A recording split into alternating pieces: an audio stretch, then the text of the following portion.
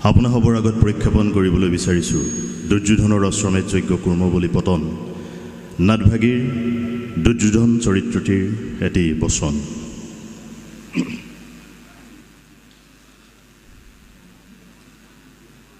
মাতা, যদ্যপি শুনা পাওঁ তোমাৰ মুখত যথা ধৰ্ম তথা জয় আশীষ বাণী, উত্তপ্ত ৰক্তশ্ৰুত প্ৰবাহিত হয় মোৰ প্ৰতি ধমনীত। জগতৰ কলংক সেই ঋষি মুনিগণে ধৰ্মৰ যি পৰিভাষা কৰিছে প্ৰচাৰ, তেনে ধৰ্মৰ নামত মই শতবাৰ কৰো পদাঘাত। যাৰ জন্মৰ অন্তৰালত আছে দীৰ্ঘ প্ৰশ্ন চিহ্ন, সেই পাণ্ডৱকেই আজি ধৰ্মৰ সন্তান বুলি প্ৰচাৰ কৰে ঋষি মুনিগণে। তোমাৰ ক্ষেত্ৰতো যদি ধৰ্মৰ পৰিভাষা হয় তদ্ৰূপ, তেন্তে মাতা নালাগে তোমাৰ আশীষ কদাপিতো নিবিচাৰো মই। চন্দ্ৰবংশী বীৰময় ক্ষত্ৰিয় সন্তান, বিস্তাৰ কৰি ৰাজ্যৰ চৌসীমা ভালদৰে পালিম প্ৰজাক। এই ধৰ্ম দুৰ্যোধনৰ, এই ধৰ্মৰ পৰা বিন্দু মাত্ৰ মই নহওঁ বিচ্যুত। ধৰ্ম যুধিষ্ঠিৰ,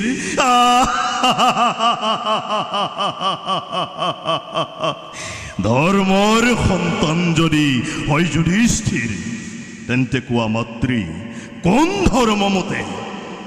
ধৰ্মমতে পাখা খেলত পণ ৰাখে নিজ পত্নীক? অনামাতা, তোমাৰ বাবে হ'ব পাৰে কুলবধূ দ্ৰুপদ নন্দিনী, কিন্তু সেই নাৰীক কদাপিতো মই নকৰো স্বীকাৰ।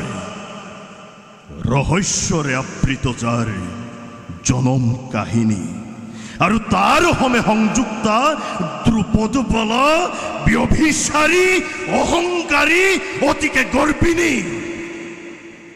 মনত পেলোৱা মাতা, সখামুৰ মহাৰথী কৰ্ণ মহাবীৰে স্বয়ম্বৰ সভাত সুতপুত্ৰ বুলি কৰি অপমান নকৰিলে যোগ্যজনক বৰ মাল্যদান। ৰাজসূয় যজ্ঞ পাতি নিমন্ত্ৰণ কৰিনি তোমাৰ এই জ্যেষ্ঠ পুত্ৰক অপমান কৰিলে কিদৰে? অন্ধৰ পুত্ৰ অন্ধ, সেইবাবেই সিদিনাই মনে মনে ইন্দ্ৰপ্ৰস্থত কৰিছিলো প্ৰতিজ্ঞা ভীষণ। সেই নাৰীৰ চৰিত্ৰ উদগাম মই জগতৰ আগত।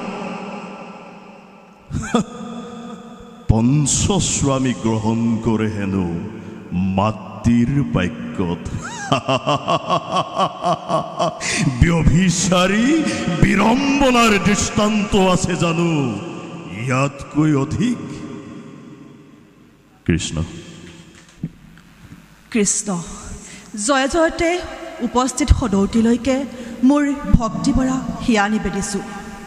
মই আজি ৰাম পৰাজয়ৰ সীতাৰ পাতাল গমন নাটভাগীৰ লক্ষ্মণ চৰিত্ৰটিৰ এটি সংলাপ প্ৰক্ষেপণ কৰিবলৈ ওলাইছোঁ।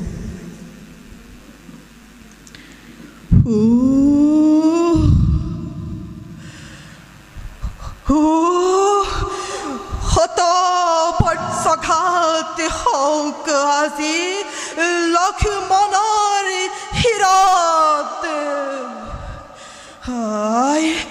আই বসুমতী, তুমি এতিয়াও দ্বিখণ্ডিত হোৱা নাই কিয়? হৃদয় আজি জ্বলি উঠা নাই কিয়? ৰাক্ষস ৰাৱণে যিদিনা সৰিছিল জানকী মাতৃক, সিদিনাটো জ্বলি উঠিছিলা প্ৰচণ্ড বেগেৰে। কিন্তু আজি কিয়?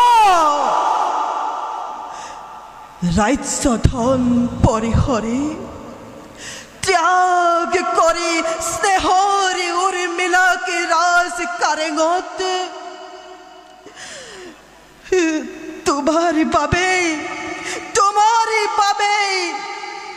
তোমাৰ বাবেই দাদা মেৰিয়াই লৈছিলোঁ শৰীৰত বাখলি পখন। কিন্তু দাদা আজি কিয় দিলা এনে নিষ্ঠুৰ আদেশ?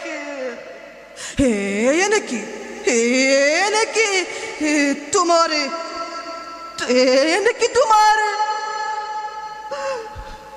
লক্ষ্মণক তোমাৰ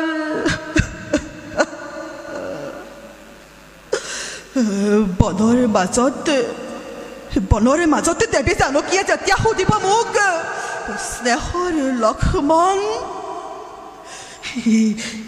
হিংস্ৰ জন্তুৰে পৰিপূৰ্ণ এই বনৰ মাজত কেনি যাম, ক'ত থাকিম?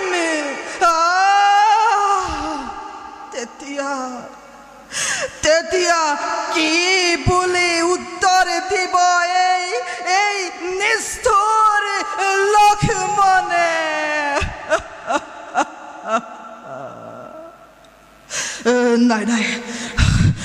নাই, মই আৰু বিচলিত হ'লে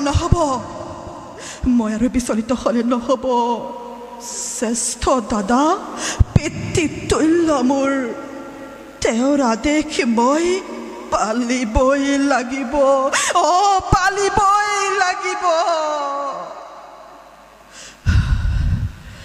যাওঁ মই ত্যাগ কৰি হৃদয়ৰ সকলো মমতা এৰি থৈ আহো দেৱী জানকীক অৰণ্যৰ মাজত।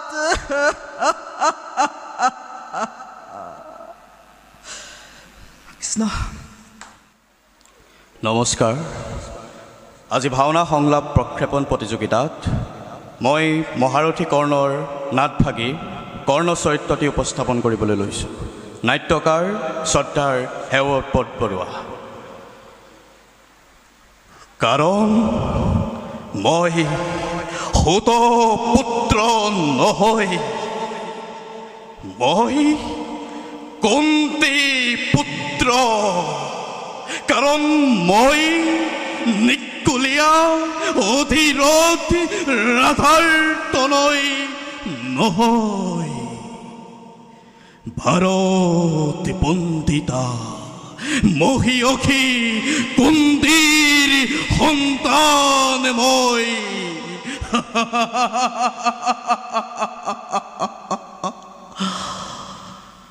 কিন্তু বাসুদেৱ যেতিয়া ৰংভূমিত সুত পুত্ৰ বুলি লাঞ্ছিত হৈছিল, দ্ৰৌপদীৰ স্বয়ম্বৰত যেতিয়া সুত পুত্ৰকে মাল্য প্ৰদান নকৰোঁ বুলি শতাধিক ৰজা ৰাজকুমাৰৰ আগত দ্ৰৌপদীয়ে অপমান কৰিছিল, তেতিয়া কিয়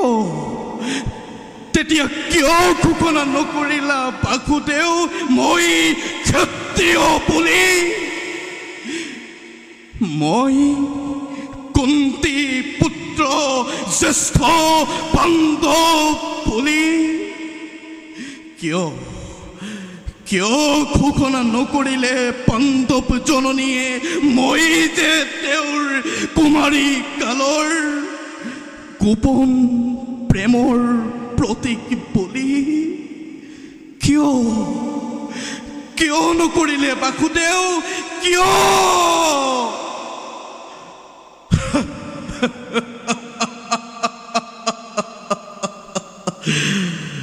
স্বাৰ্থ,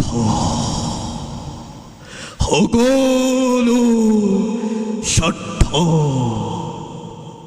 শৈশৱৰে পৰা ভাৰত শ্ৰেষ্ঠ যোদ্ধা হোৱাৰ মোৰ যে ইচ্ছা, সাধনা তাৰ পৰা বঞ্চিত কৰি অৰ্জুনৰ শ্ৰেষ্ঠতা অক্ষুণ্ণ ৰখাৰ স্বাৰ্থত মোৰ জন্মৰ ৰহস্য উদ্ঘাটন কৰা হৈছে। কবচ কুণ্ডল দান হিচাপে লৈ যোৱা হৈছে। মই কাকো বিমুখ নকৰোঁ বাসুদেৱ। সেই সত্যৰ সুবিধা লৈ পাণ্ডৱৰ জীৱন দানৰ প্ৰতিশ্ৰুতি মোৰ পৰা আদায় কৰা হৈছে। এতিয়া জীৱনৰ পিয়লি বেলাত সম্পদৰ লালসাত নিজৰ নিজত্বক বিসৰ্জন দিব নোখোজো। যি সামান্য গৌৰৱ আছে তাকে লৈ এই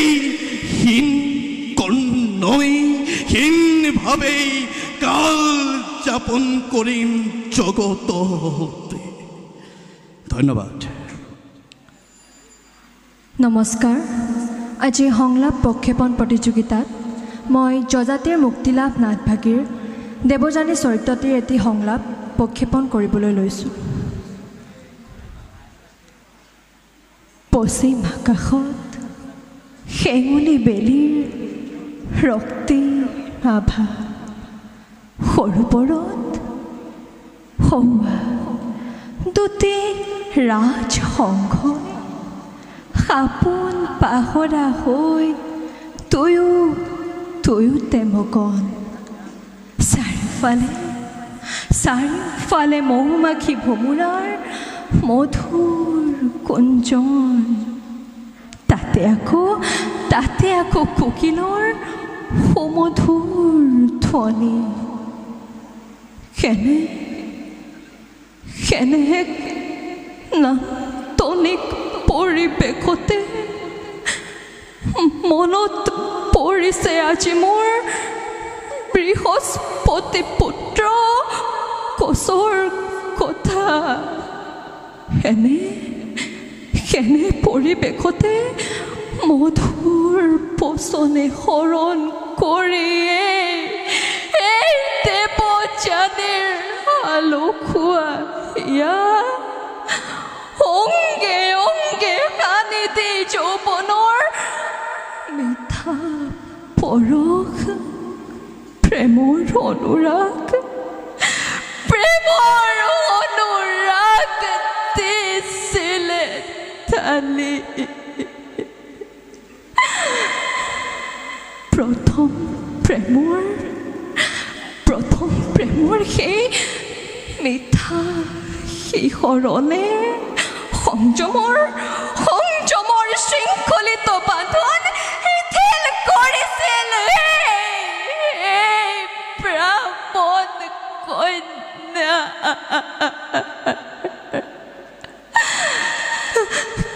কিন্তু বুজিব পৰা নাছিলে দেৱযানীয়ে কোচৰ সেই প্ৰেমৰ আঁৰত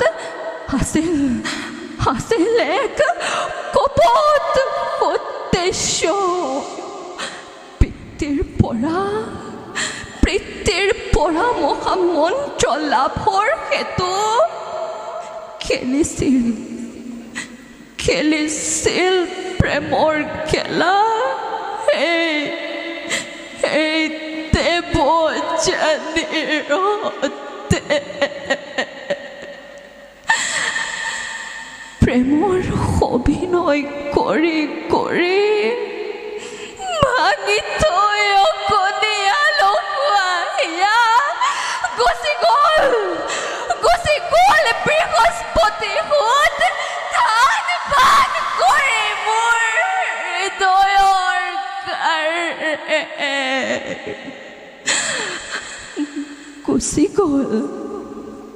গুচি গ'ল বৃহস্পতি সুত ধান পান কৰি মোৰ হৃদয়ৰ কাৰে।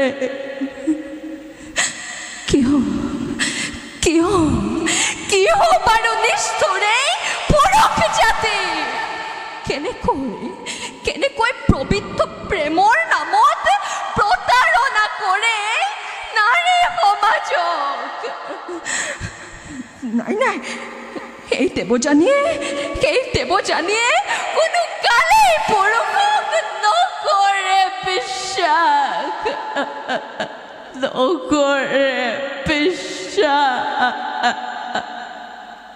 ধন্যবাদ।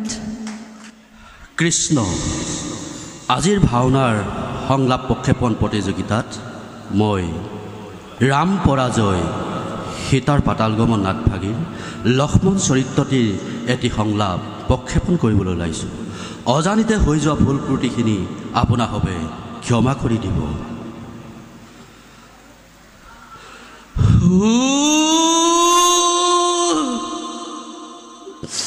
হত প্ৰত্যাঘাত হওকেই লক্ষ্মণৰ শিৰত। হাই পশুমতী,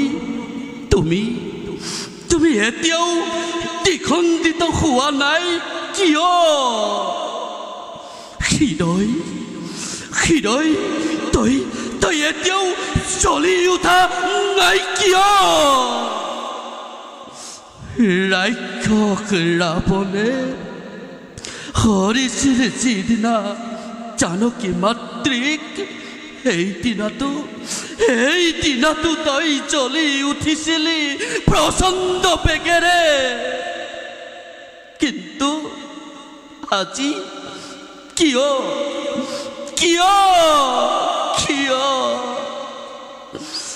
ৰাজ্যধন ত্যাগ কৰি স্নেহৰ উৰ্মিলাক এৰি থৈ ৰাজ কাৰেঙত তোমাৰ বাবে মেৰিয়াই লৈছিলো শৰীৰত মই পাকলি পখন। কিন্তু কিয় দিলা আজি মোক কেনে নিষ্ঠুৰ আদেশ? এয়ে নেকি পৰিণাম লক্ষ্মণক তোমাৰ? বনৰ মাজত দেৱী জানকীয়ে সুধিব যেতিয়া মোক, স্নেহৰ লক্ষ্মণ হিংস্ৰ জন্তুৱে পৰিপূৰ্ণ এই বনৰ মাজত কেনি যাম, ক'ত থাকিম? তেতিয়া কি বুলি উত্তৰ দিব এই নিষ্ঠুৰ লক্ষ্মণে?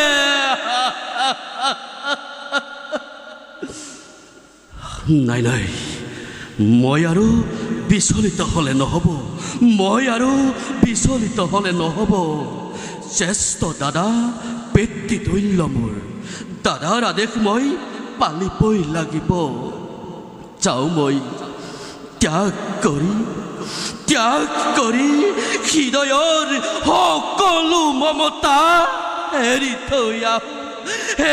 থৈ আহো দেৱী জানকীক অৰণ্যৰ মাজত। নমস্কাৰ। আজি ভাওনাৰ সংলাপ প্ৰতিযোগিতাত মই প্ৰজাতিৰ মুক্তিলাভ নাটভাগীৰ দেৱযানীৰ এটি কৰোণ সংলাপ প্ৰক্ষেপণ কৰিবলৈ লৈছোঁ। পশ্চিম আকাশত হেঙুলি বেলিৰ ৰক্তিম আভাস, সৰোবৰত আতুতি ৰাজহংসই আপোন পাহৰা হৈ দুয়োতে মগন। চাৰিওফালে মৌ মাখি ভোমোৰাৰ মধুৰ গুঞ্জন। তাতে আকৌ কোকিলৰ সুমধুৰ ধ্বনি।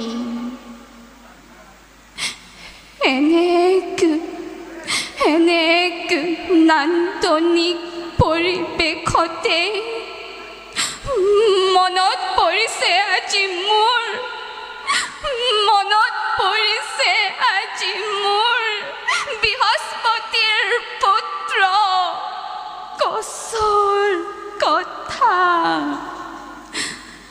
এনে পৰিৱেশতে মধুৰ বচনে শৰণ কৰি দেওজানী আলোক খোৱা হিয়া অংগে অংগে সানি দি যৌৱনৰ মিঠা পৰশ প্ৰেমৰ অনুৰাগ দিছিলে ঢালি প্ৰথম প্ৰেমৰ সেই মিঠা শিহৰণে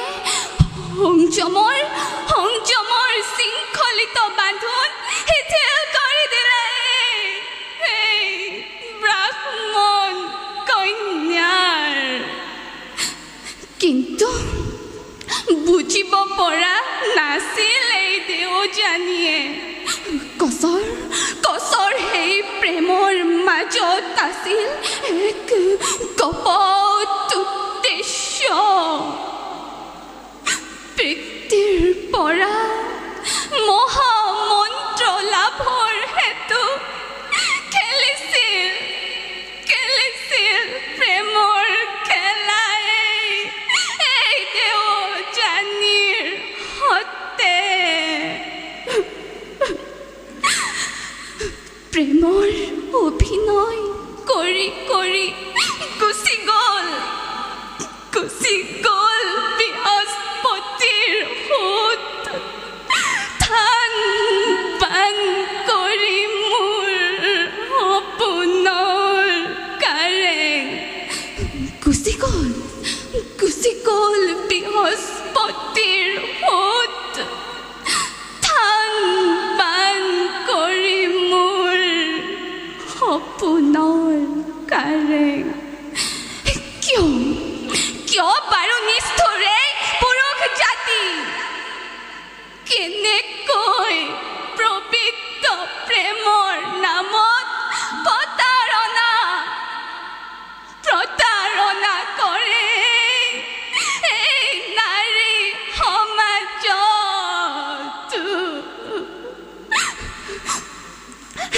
নাই এই দেৱজানী আৰু কোনো কালেই পুৰুষক নকৰে বিশ্বাস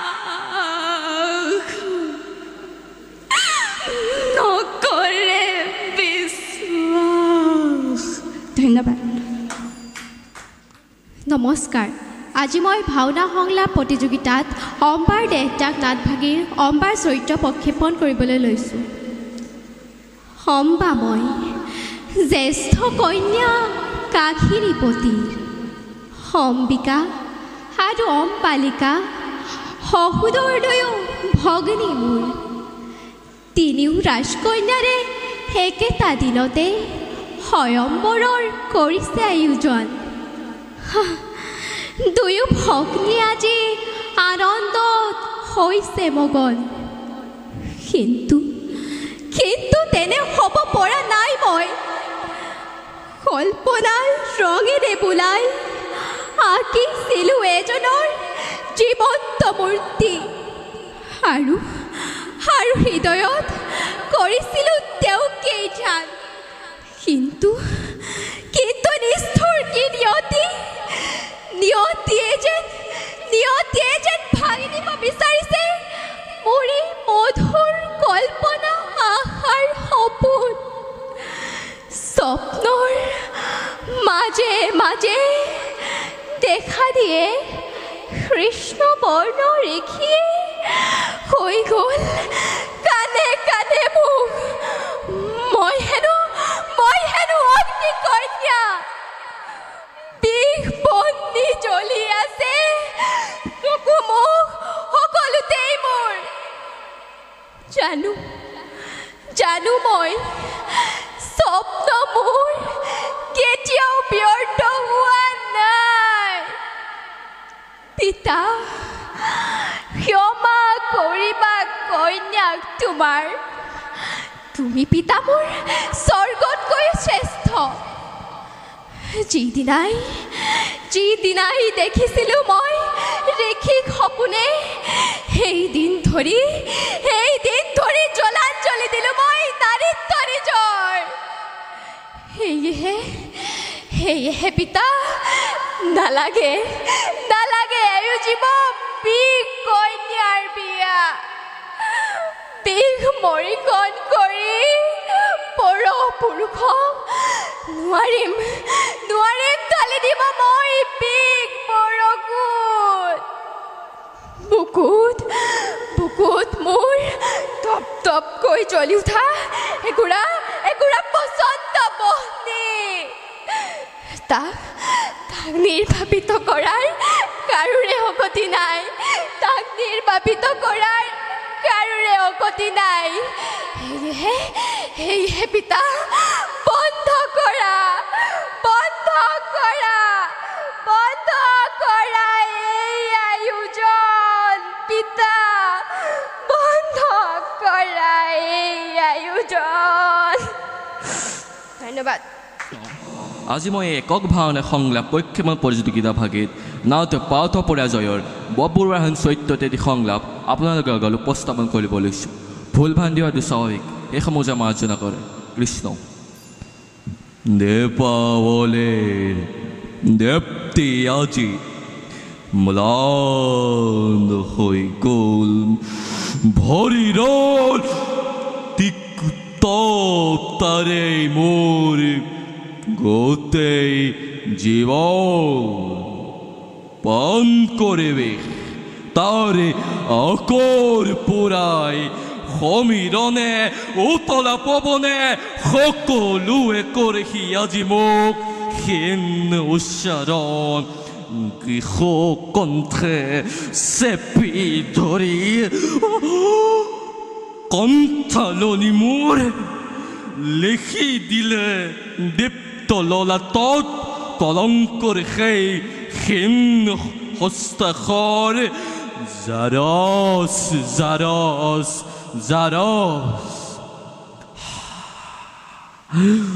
মোৰ সাগৰ বসন্তৰ প্ৰফুল্ল কুসুম শৰীৰৰ পাহিতাৰে মাৰ্গল সৌন্দৰ্যৰ সৌৰভ অন্তৰত শব্দ হৈ থকা আগন্তক কাল বহাগীত বিদ্যুতৰ লহৰে লহৰে প্ৰতি ধমনীতে ৰক্ত সোঁত প্ৰবাহিত হক সগনে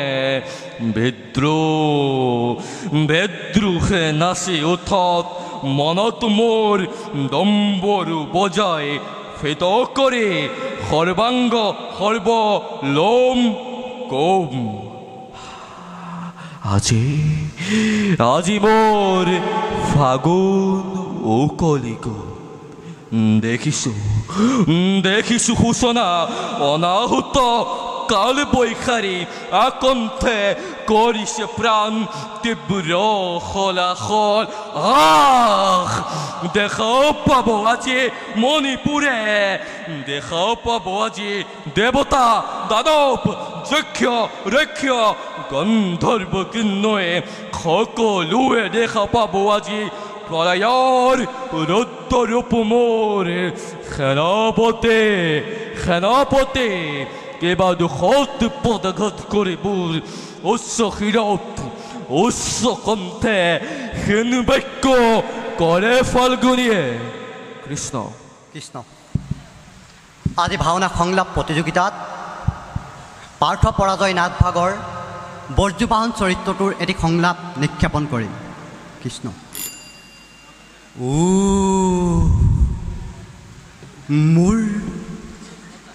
মোৰ যে কি দুৰ্ভাগ্য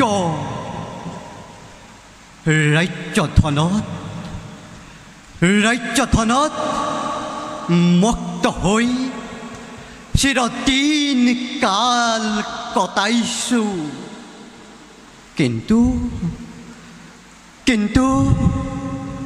আজি পৰ্যন্ত মোৰ জন্মদাত্ৰী পিতাক কোন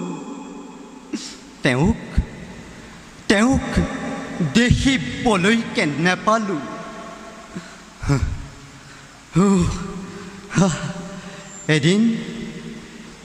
এদিন এক মুহূৰ্তৰ কাৰণে হ'লেও পৰম আৰাধ্য পিতৃৰ যুগল চৰণ যে মই দৰ্শন কৰিবলৈ নাপালোঁ। শাস্ত্ৰত কৈছে পিতা স্বৰ্গ, পিতা ধৰ্ম, পিতাহি পৰমং তপ,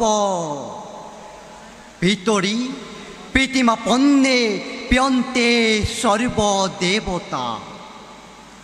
এনে স্থলত যদি মই শাস্ত্ৰই বচন ফাঁকি মোৰ পিতৃৰ চৰণ বন্দনা কৰিবলৈ নাপাওঁ, তেন্তে তেন্তে মোৰ এই জীৱনৰ সাৰ্থকতা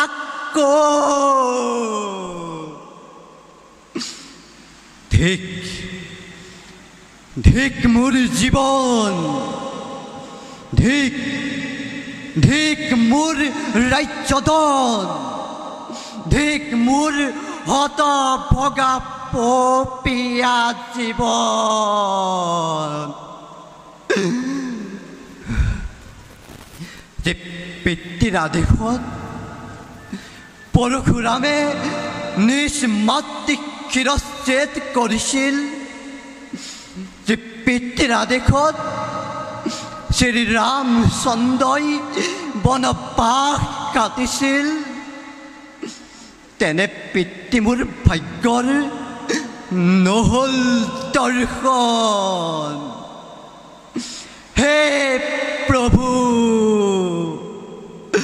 মই জন্মান্তৰে এনেকৈ কুকৰ্ম কৰিছিলোঁ, যাৰ বাবে মই সকলো সুখ সম্পদ লাভ কৰিও পিতৃপদ দৰ্শনৰ পৰা বঞ্চিত হ'ব লগা হ'ল। ধন্যবাদ।